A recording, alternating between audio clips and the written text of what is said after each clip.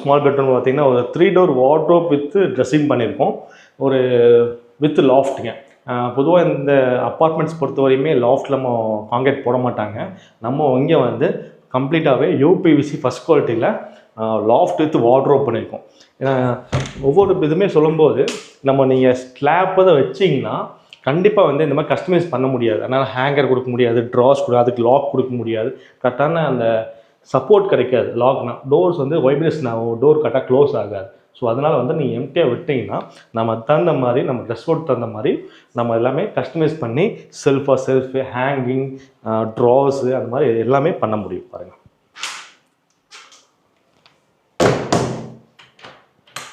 இங்கே single door ஃபுல்லாகவே self கொடுத்துருக்கோம். ஒரு ட்ரெஸ்ஸிங்கில் வந்து மிரர் பின்னாடி நம்ம வந்து ஸ்டோரேஜ் கொடுக்கல, கீழே தான் ஸ்டோரேஜ் கொடுத்துருக்கோம். ஒரு ட்ரா இல்லை செப்பரேட் பார்ட்டிஷன்ஸ் பண்ணியிருக்கோம். கீழே வந்து ஒரு டோர் வித் ஸ்டோரேஜ். இது வந்து சில்வர் ஓக் வித் கிரேட் டெக்ஸ்சரில் பண்ணியிருக்கோம். பாருங்கள், ஒரு பிளாக் கலர் ஹேண்டில் இருக்கும்போது சூப்பராகவே வந்திருக்கு. இந்த கலர் காம்பினேஷன் சூப்பராக இருப்பாங்க.